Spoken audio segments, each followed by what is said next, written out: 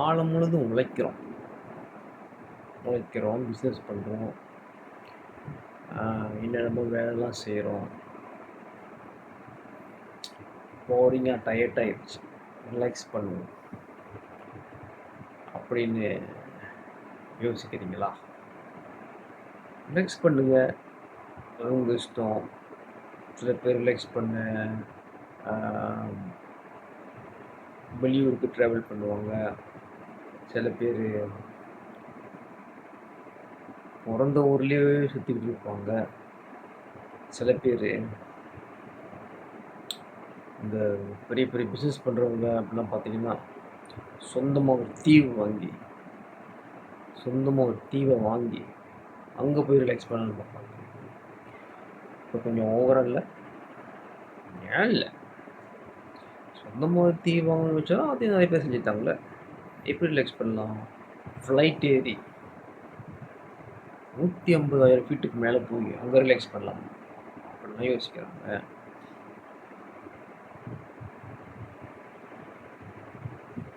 Resort பிளேஸ்க்கு போகலாமா, அங்கே போய் ரிலாக்ஸ் பண்ணலாமா? பணம் நிறைய இருக்குது, எப்படி செலவு பண்ணணும்னு தெரியல, அங்கே போய் ரிலாக்ஸ் பண்ணலாமா அப்படிலாம் யோசிக்கிறாங்க. சொந்தமாக தீவுன்னு சொன்னோன்னே ஞாபகம் வருது. இப்போ டிவியை திறந்தா தீவை பற்றி தான் பேசுகிறாங்க. பேப்பர் வாங்கி படிச்சிங்கன்னா தீவை பற்றி தான் பேசுகிறாங்க. கூட்டாளிங்க வேலை செய்கிற இடத்துல எல்லா இடத்துக்கு போனால் தீவை பற்றி தான் பேசுகிறாங்க. என்ன தீவுன்னு என்ன தீவு, ஏதாவது தீவு வாங்க போகிறீங்களா? அதான் வாங்கி செஞ்சுட்டாங்களே வேலையை. நான் வேறு வாங்கணுமா? அதெல்லாம் நல்லா தான் இருக்கும். தீவு வாங்கினா அதில் நன்மைகள் இருக்கணும், நன்மை செய்யணும். தீவை வாங்கி மட்டமான வேலைலாம் செஞ்சு எப்படி சொல்லுங்கள்? எதை பற்றி சொல்கிறீங்க நீங்கள் அப்படின்னு கேட்குறீங்களா? ரொம்ப கூரியஸாக இருக்கா உங்களுக்கு? ரொம்ப ஆர்வமாக இருக்கா தெரிஞ்சுக்கணுன்னு? ரொம்ப சந்தேகமாக இருக்கா? என்ன இதை பற்றி பேசுகிறது சொல்கிறேன்.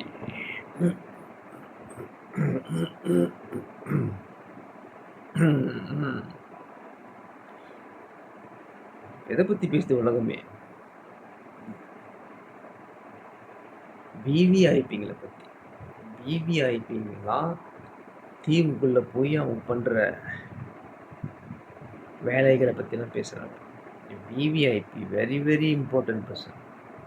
தலைவர்கள், அரசியல்வாதிகள், பெரிய பெரிய நடிகர்கள், நடிகைகள், செலிபிரிட்டிகள், கோடி கோடியாக சம்பாதிக்கிறவங்க, அவங்கள பற்றி இப்போ உலகமே பேசிட்டு. எது உண்மை பொய்ன்னு யாருக்குமே தெரியாது. நான் ரிலாக்ஸ் பண்ண போனேன், நான் பிஸ்னஸ் மேன், நான் ரிலாக்ஸ் பண்ண போனேன். அங்கே என்ன நடக்குது எனக்கு இப்படி தெரியும். அது ஒரு தீவில் என்ன வேணாலும் நடக்கும். ஓகே, ஃபைல்லாம் கண்டுபிடிச்சிட்டாங்களாமே. என்ன ஃபைலு? வாண்டட் கேஸ் ஃபைலா, கிரிமினல் ஃபைலா, இல்லை ஃபைலு வீடியோவில் கண்டுபிடிச்சிருக்காங்களாமே தீவில். எப்பிஸ்தீன் அதான், அதே தான். யார் இந்த ஜெஃப்ரி எப்ஸ்டீன் அப்படி கேட்குறீங்களா? யார் இந்த ஜெஃப்ரி எப்ஸ்டீன்? தமிழனா, சீனனா, நாய்க்காரனா, வங்காளியா? யாருக்குமே தெரியாது. கண்டிப்பாக மலேசியாக்காரன் இல்லை, கடலை தாண்டி. ஓகே, இங்கே உள்ள பிரச்சனைக்கு வழிகிட்ட நீங்கள் ஜெஃப்ரி எப்ஸ்டீன் பற்றி பேசுகிறீங்களா?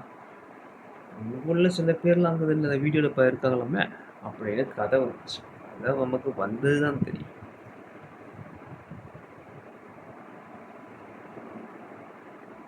பெரிய பெரிய தலைவர்கள் சம்மந்தப்பட்டிருக்கிறவங்களாம் வீடியோவில் வழியாக இருக்குது. எல்லா விஷயமும் இருட்டில் நடந்ததில் வெளிச்சத்துக்கு வந்துருச்சு. இப்போ என்ன சொல்கிறாங்கன்னா, பெரிய பெரிய தலைவர்களாம் அப்புறம் யார்? நம்ம ட்ரம்ப்போ, டொனால்ட் ட்ரம்ப்போ, அப்புறம் பெரிய பெரிய பிஸ்னஸ்மேன் பில் கேட்ஸு, அப்புறம் முன்னாள் அதிபர் தலைவர்கள் பில் கிளின்டன், ஒபாமா கூட இருக்க நினைக்கிறேன். ஒரு சில வீடியோவில் மைக்கேல் ஜாக்சனை கூட பார்த்தேன். ஓகே, அதை பற்றி அப்புறம் பேசுவோம். ஸோ இது ஒரு தீவு, இது ஒரு ரிலாக்ஸ் பண்ணுற இடம். அங்கே என்ன நடக்குது, நானே அங்கே போனாலும்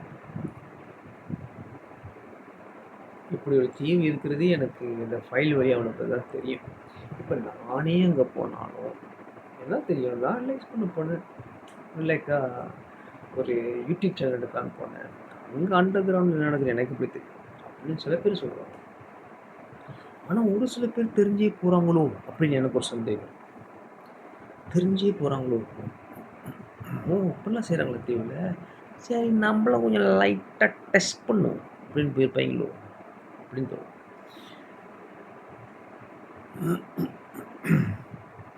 மனித கடத்தல் நடக்குதாம, சிறு வயசு பெண்கள்லாம் கடத்தி கொண்டு போய் அங்கே வைக்கிறாங்களாமே. எதுக்கு? அவங்களுக்கு கம்ப்யூட்டர் ட்ரைனிங் கொடுக்க போகிறாங்களா? இல்லை, யாரோ பிள்ளையை வளர்த்து படிக்க வச்சு வளர்த்து விட்டா எவனோ ஒருத்தன் கூட்டி போய், அது எப்படி அவங்கள அங்கே கூட்டி போனாங்கன்னா, எனக்கு வந்த செய்தியை சொல்கிறேன். கூட்டி போனாங்கன்னா ஆசை வார்த்தைகள் சொல்லுவாங்க. இந்த தீவுக்கு வா, உன்னை ஒரு நடிகர் ஆக்குறேன், உன்னை ஒரு நடிகை ஆக்குறேன், உனக்கு நல்ல சிறப்பான சன்மானம் வழங்கப்படும் அப்படின்னு ஆசை வார்த்தை சொல்லி கூட்டி போகிறாங்க. இந்த ஆசை வார்த்தையை நம்பி அந்த பிள்ளைகளாக இருக்கலாம், சின்ன சின்ன பிள்ளைங்க இருக்கலாம், ஓகே, கூட்டி போகிறாங்க. அங்கே போனோன்னா வேற கதை. முதல் காரியம், ஏன் அவங்களால சொந்தமாக யோசிக்க முடியல? உங்களுக்கு தக்க சன்மானம் வழங்குற அளவுக்கு அவங்களுக்கு என்ன தகுதி இருக்கு? இந்த எப்சின் அப்படின்னா அவன் வந்து ரொம்ப ஏழ்மையான ஒரு குடும்பத்தை சேர்ந்தவன். இப்படி ஏழ்மையான குடும்பத்தை சேர்ந்தவன் எப்படி ஒரு தீவை வாங்கலாம் அப்படின்னு எனக்கும் யோசிக்குது. அந்த தீவை வாங்கி ஒருவேளை அங்கே அந்த வந்த விவிஐபி தான் அவனுக்கு ஃபைனான்ஸ் பண்ணியிருப்பாங்களோ, ட்ரம்ப் ஃபைனான்ஸ் பண்ணியிருப்பாங்க. அப்புறம் இன்னொரு தொழில் இருக்குது, லெஸ்னு அப்படின்னு ஒரு தொழில் இருக்குது, அவன் ஃபைனான்ஸ் பண்ணியிருப்பாங்க. பில்கேட்ஸ் ஃபைனான்ஸ் பண்ணியிருப்பாங்க. எலோன் மஸ்க் கூட போயிட்டு வந்திருக்காரான், அவங்க ஃபைனான்ஸ் பண்ணியிருப்பாங்க. இப்போ இவங்களாம் என்ன சொல்கிறாங்க, அந்த விவிஐபிலாம் நிறைய நடிகர்லாம் அதில் போயிட்டு வந்திருக்காங்க. ஒரு ஆளாக சொல்லி குத்தி காட்டி அவங்கள இது பண்ணுறத போயிருக்காங்க, நல்லா என்ஜாய் பண்ணியிருக்காங்க. அதெல்லாம் வீடியோ எடுத்து வச்சுக்கிட்டு மிரட்டுனா அப்படின்னு நமக்கு வந்த கதை. அதுக்கப்புறம் இவங்க அவனுக்கு நிறைய காசுலாம் கொடுத்துருக்காங்க. அதுக்கப்புறம் தான் அந்த தீவை அவன் வாங்கியிருக்கான். அதே இடத்துல 2 தீவு வாங்கியிருக்கான், இன்னொரு தீவை வாங்கியிருக்கான்னு சொல்கிறாங்க. ஓகே, ஆனால் அங்கே போய் இவங்கெல்லாம் போய் என்ஜாய் பண்ணியிருக்கிறாங்க. யார்? தலைவர்கள். ஒரு நாட்டை நடத்தி செல்ல வேண்டிய தலைவர்கள், மற்றவங்களுக்கு எடுத்துக்காட்டாக இருக்கக்கூடிய நடிகர்கள், நடிகைகள், மற்றவங்களுக்கு நல்ல நல்ல விஷயங்கள் சொல்ல வேண்டிய நடிகைகள், இவங்களை போயிருக்காங்க. மைக்கேல் ஜாக்சன் போனது வந்து ஒரு யோசிக்க வேண்டிய விஷயம் தான். மைக்கேல் ஜாக்சன் வந்து ஒரு சிறப்பான ஒரு ஆர்டிஸ்ட், பாடகர், நல்ல நல்ல விஷயங்களை பாட்டில் போட்டிருக்காரு. மேபி இதெல்லாம் நடக்குதுன்னு தெரியாமல் போயிட்டு வந்திருக்கலாம். ஓகே, ரொம்ப பேர் போயிருக்காங்க, நமக்கு தெரிஞ்சது கொஞ்சம் தான், நமக்கு வந்த விஷயம் கொஞ்சம். சில பேர் சொல்கிறாங்க ஜெஃப்ரி எப்ஸ்டின் உயிரோடு இருக்கான், அவனை வந்து பிடிச்சிட்டாங்க 2017-19 பரவாயில்லையா, நல்ல ஆஃபீஸர்லாம் இருக்கும்ல, நல்ல நேர்மையாக போய் அந்த தீவுக்குள்ளே போய் அவங்கள பற்றி கூட கவலைப்படாமல், அவங்க உயிரை பற்றி கூட கவலைப்படாமல் அந்த தீவுக்குள்ளே போய் எல்லாத்தையும் கண்டுபிடிச்சி ஒவ்வொரு விஷயத்தையும் தெளிவாக பிளான் பண்ணி கண்டுபிடிச்சி குற்றவாளியை சட்டத்துக்கு முன்னே கொண்டு வந்துட்டாங்க. பாராட்டுக்கள். சிஐஏயா, எஃபிஐயா, இல்லை ஃபெடரல் ஏஜென்ட்னா, NYPDயா, எல்லாத்தையும் யாராக இருந்தாலும் சரி பாராட்டுக்கள், அவங்க வேலையை சொல்லிட்டாங்க. ஓகே, அதுக்கப்புறம் அவனை அந்த கேஸை அவன் மேலே புக் பண்ணி அவனை ஜெயிலில் போட்டாங்க. ஜெயிலில் போட்ட பிறகு ஜெயிலுக்குள்ள உள்ள ஒருத்தன் அவனை போட்டு தள்ளிட்டான். அதாவது மர்டர் பண்ணிட்டான். ஸோ அந்த ஜெயிலுக்குள்ள ஒருத்தன் இருந்திருக்கான். அப்போனா இது கண்டிப்பாக நம்ம விவிஐபியோட செயலாக இருக்குமோன்னு எனக்கு ஒரு யுகிக்கிறேன். அந்த விவிஐபியோட செயலாக இருக்குமோ. ஓகே, நம்ம பிள்ளைங்களை எப்படி நம்ம பாதுகாத்து வளர்த்து படிக்க வச்சு பெரிய பிள்ளைகள் நல்லா இருக்கணும், பெரிய படிப்பு படிக்கணும், நல்லா சந்தோஷமாக வாழணும், சிறப்பாக இருக்கணும், ஆரோக்கியமாக இருக்கணும். அவங்க அந்த விவிஐபியில் இருக்காங்களா, விவிஐபி செலிப்ரிட்டிஸ், இவங்களாம் வந்து இவங்க பிள்ளைங்களுக்கெல்லாம் பெரிய பெரிய படிப்பு நல்ல வாழ்க்கைலாம் அமையும். ஆனால் அடுத்தவங்களோட பிள்ளைங்களை வந்து நீங்கள் டார்ச்சர் பண்ணுவீங்க, தகாத செயலில் ஈடுபடுத்துவீங்க, அவங்கள மதிக்க மாட்டீங்க, அவங்கள அவமானப்படுத்துவீங்க, அவங்கள நல்லா யூஸ் பண்ணிக்குவீங்க, எல்லாம் செய்வீங்க. உங்கள் பிள்ளைங்க வந்து பத்திரமா இருக்கணும், அடுத்தவங்க வீட்டு பிள்ளைங்க வந்து கஷ்டப்படணும். நியாயம் இல்லையா அது? ஓகே, நியாயம் இல்லையா? ஆனால் சட்டத்துக்கு குழந்துட்டாங்க, அவனையும் போட்டு தள்ளிட்டாங்க. இன்னொரு கதையும் ஓடிக்கிட்டு இருக்கு. அவன் இன்னும் உயிரோடு இருக்கிறான், அவன் வந்து ரஷ்யாவோட உளவாளி அப்படின்னு இன்னொரு கதை இருக்கு. ஓகே, அவங்க கதை சொல்கிறாங்க. ஆளுக்குள்ள எல்லாரும் அவங்க சோஷியல் மீடியாவில் பார்த்தீங்கன்னா எல்லாரும் புது புது கதையை சொல்கிறாங்க. அங்கே என்ன நடந்துச்சு, உண்மையான கதை என்ன அப்படின்னு அவனுக்கு தான் வெளிச்சம். யாரு? அந்த ஆண்டவனுக்கு தான் வெளிச்சம். ஓகே, பில் கேட்ஸோட மனைவி என்ன சொல்கிறாங்கன்னா, மெலிண்டா கேட்ஸ் என்ன சொல்கிறாங்கன்னா, இப்படி ஒரு கொடூரமான மிருகத்து கூட நான் வாழ்ந்துருக்கேன்னு எனக்கு தெரிஞ்சு வருத்தப்படுறாங்களாம். அவங்க மனைவி மெலிண்டா கேட்ஸ், பில் கேட்ஸோட மனைவி, இப்படி ஒரு கொடூரமான மிருகத்தோட வாழ்ந்துருக்கேன், நல்ல வேலை டைவர்ஸ் பண்ணிட்டேன், சந்தோஷப்படுறேன், நான் டைவர்ஸ் பண்ணிட்டேன், ஒரு பெரிய கண்டத்துலேயே தப்பிச்சிட்டேன் அப்படின்னு அவங்க சொல்கிறாங்க. ஓகே, ஆனால் அதுக்கு முன்னே தெரியலையோ, இந்த ஆளை கல்யாணம் பண்ணுறதுக்கு முன்னே அவன் மிருகமா இல்லை கடவுளா இல்லை மனிதனா? மனுஷனா வாழ மட்டும்தான் மனுஷனுக்கு தெரியல. பணம் சேர்ந்துருச்சுன்னா கையில் ஒரு 1000 கோடி இருந்தாலும் எப்படி இருக்கு அவனுக்கு? இவங்களுக்கு கோடி கோடியாக சேர்ந்துருச்சு. நாட்டு தலைவர், நாட்டை நடத்த வேண்டிய தலைவர், மக்களை பாதுகாக்க வேண்டிய இந்த இவங்கெல்லாம் வந்து இந்த மாதிரி நாத்தங்கள்லாம் பண்ணுறாங்க. ஓகே, நம்மளை சுற்றி நடக்குது. ஏன் நம்ம எப்சின் தீவு, கடலை தாண்டி போகிறது, பெரிய பெரிய VIP, Obama, bill Ghats, bill Clinton, Elon Musk, அவங்கள பற்றி பேசிட்டு நம்மளை சுற்றி பாருங்க. நம்ம அனுபவத்தில் எவ்வளோ கொடூரமான விஷயங்கள்லாம் பார்த்துருக்கோம். நம்ம அனுபவத்தில் எவ்வளோ கொடூரமான விஷயங்கள்லாம் பார்த்துருக்கோம். அதை தாண்டி வந்து இங்கே வந்து நின்று உங்களுக்கு ஒரு வீடியோவை செஞ்சுக்கிட்டு இருக்கேன். எல்லாத்தையும் தாண்டி வந்து மோசமான விஷயங்கள் நானும் சந்திச்சிருக்கேன், நீங்களும் சந்தித்திருக்கலாம். உங்களுக்கு தான் அனுபவம். சுற்றி நம்மள மாதிரி எல்லாரும் மற்றவங்களை மதிக்கணும், மற்றவங்களுக்கு அன்பு காட்டணும், மற்றவங்களை சிறப்பு செய்யணும், மற்றவங்களுக்கு நம்ம பிள்ளைகள் மாதிரி மற்ற பிள்ளைங்களை பார்க்கணும் அப்படின்ற எண்ணம் மற்றவங்களுக்கு வருமா? அதனால தான் சொல்கிறேன், சுற்றி என்ன நடக்கிறது கவனமாக இருங்க. ஓகே, நீங்கள் தீவுக்கு போய் ரிலாக்ஸ் பண்ணுங்கள், அது தப்பு இல்லை, அது தப்பே கிடையாது, அதோட உரிமை தப்பு கிடையாது. ஆனால் அங்கே என்ன நடக்குது, அங்கே போகலாமா அப்படி ஆராய்ச்சி பண்ணி தான் போவாங்க, பாதுகாப்பாக இருக்குமா.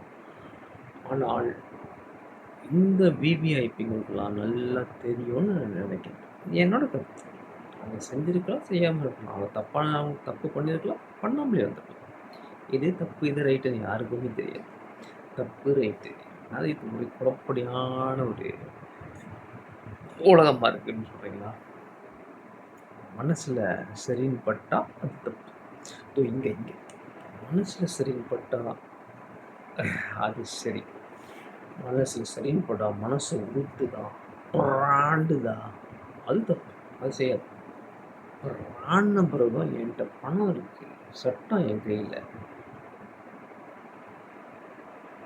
பலம் என் கையில், பதவி பலம் இருக்குது, என்கிட்ட பணம் இருக்குது, அதை யாரும் அசைக்க முடியாது. அந்த ஆணவத்தில் செஞ்சால் இந்த மாதிரிலாம் மாட்டிக்கணும். விஷயம் வெளியாயிடுச்சு.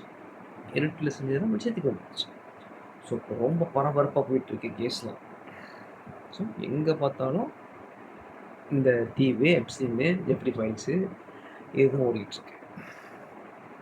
ஒன்றும் வானத்துலேருந்து குதிச்சு வந்த ஒரு ஒரு பெரிய சக்தியோ ஒன்றும் கிடையாது. அவன் மனுஷன் தான். என்ன அவங்ககிட்ட உங்ககிட்ட 1000 கோடி இருந்துச்சுன்னா அவன்கிட்ட 1000 கோடி இருந்திருக்கும். அதனால தான் இதெல்லாம் செஞ்சுருக்கான். ஓகே, நிறைய விஷயங்களும் செஞ்சுருக்காரு. என்ன பண்ண சொல்கிறீங்க? மனுஷன் வாழ்க்கை எவ்வளோ உயரத்துக்கு நீ போனாலும் எவ்வளோ உயரத்துக்கு நீ போனாலும் ஒன்று நீ மறக்கக்கூடாது. ஒன்று நீ மறந்துடக்கூடாது. ரொம்ப முக்கியம். உன் வாழ்க்கையோட உயர்ந்த நிலைக்கு நீ போகும்போது தான் அந்த அந்த காட்டேரி உயர்ந்த நிலைக்கு நீ போகும்போது தான் அந்த காட்டேரி உங்களுக்குள்ள போடும். உயர்ந்த நிலைக்கு போயிட்டு இருப்பீங்க. ஒரு மயக்கம், பணம், பதவி, பெரிய பெரிய மனிதர்களோட உறவு எல்லாம் கிடைக்கும் போது அப்போ தான் அந்த பேய் நம்ம மண்டைக்குள்ளே போகணும். அந்த பேய் உள்ளே போகிறது என்னென்னமோ விளையாட்டில் மட்டுமா தைரியமாக இரு, உன்னை யாரும் அசைக்க முடியாது, உன்னை யாரும் ஒன்றும் வாசிக்க முடியாது, உன்னை யாரும் அசைக்க முடியாது அப்படின்னு. அப்போ தான் ரொம்ப கொஞ்சம் விஷயம் எவ்வளோ உயரத்தில் போனாலும் உலகத்தில் எவ்வளோ பேர் கஷ்டப்படுறாங்க. பசி, பட்டினி, அங்கே போர், இங்கே போர், இவ்வளோ பேர் எவ்வளோ கஷ்டப்படுறாங்க, துன்பப்படுறாங்க. இந்த மட்டமான வேலை செய்கிறதுக்கு படுத்துகிற இந்த கோடிக்கணக்கான பணத்தை அவங்களுக்கு கொடுத்து உதவி செஞ்சாங்க. எவ்வளோ நல்லா இருக்கும். உலகத்தில் எவ்வளோ மாற்றங்கள் கொண்டு வரும். ஒருவேளை அந்த 20 லாக்டவுன் போட்டுக்கிட்டு வைரஸ் வந்துருச்சு அப்படின்னு அள்ளி விட்டுக்கிட்டு இருந்தாங்கல்ல, அப்போ இந்த எப்ஸ்டீன் தீவில் எல்லாம் வந்திருப்பாங்களோ ஒரு சந்தேகம் இருக்குது. ஒருவேளை 20 நம்மளாம் லாக்டவுனில் இருக்கும்போது நம்மளானா எல்லாரும் என்ன தவிர ஓகே என்னை பற்றி ரொம்ப பெருமையாக பேசாதீங்க. எப்படி நான் மட்டும் முடியுது பெருமையாக புரியுது. நான் கொஞ்சம் ஹம்பிள் பண்ணிக்கிறேன். பணிவு பட நேரத்தில் லாக்டவுன் எல்லாரும் இருக்கிற நேரத்தில் இவனுக்கு மட்டும் தீவுக்கு போய் எல்லாம் செஞ்சுருக்காங்களோ. இது 2019 2020 நடக்குது. ஆனால் 2020க்கு மேலே அவன் இல்லை. ஓகே, அந்த கொடிய மிருகம் இல்லையா ரொம்ப பேர் சொல்லிக்கிறாங்க அது கொடிய மிருகம் தான். அதை விட மோசமான மிருகம்லாம் வெளியே இருக்குன்னு நான் சொல்கிறேன்.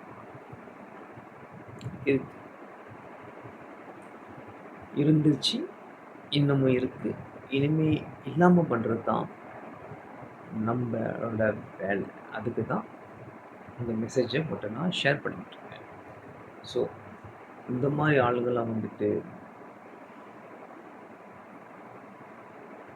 எப்படி உருவாகுறாங்க அப்படின்னு கேட்டிங்கன்னா, அவங்கள உருவாக்குறதே இந்த தலைவர்கள், செலிப்ரிட்டிஸ், பணக்காரங்க. பணம் வச்சுக்கிட்டு என்ன செய்யுதுன்னு தெரியாமல் இப்படி பைத்தியம் பிடிச்சி அலைகிறாங்களே அவனுங்க தான். ஓகே, கொஞ்சம் வசதி வந்துட்டாலே ரொம்ப பேர் தண்ணி அடிக்க ஆரம்பிக்கிறாங்க. பதவி தேவைப்படுது. அவங்க செய்கிற குற்ற செயலில் மறைக்கிறதுக்கு லாயர் வச்சுக்கிறாங்க. அப்புறம் சில பேர் ஆஃபீஸர்ஸ்லாம் வேறு வச்சுக்கிறாங்க. அவங்க செய்கிற குற்ற செயலுக்கு அவங்க குற்ற செயலுக்கு அந்த குற்றம் செய்ய போகிறேன் ஏன் தப்பிக்கணும். செஞ்சு முடிச்சோடனே எனக்கு ஒரு ஆஃபீஸர் இருப்பாங்க. அந்த விஷயத்த வேறு மாதிரி என் மேலே குற்றம் இல்லாமல் இருக்கிற மாதிரி செய்கிறதுக்கு ஒரு ஆஃபீஸர், ஒரு லாயர், டாக்டர் எல்லாத்தையும் கையில் வச்சுக்குவாங்க.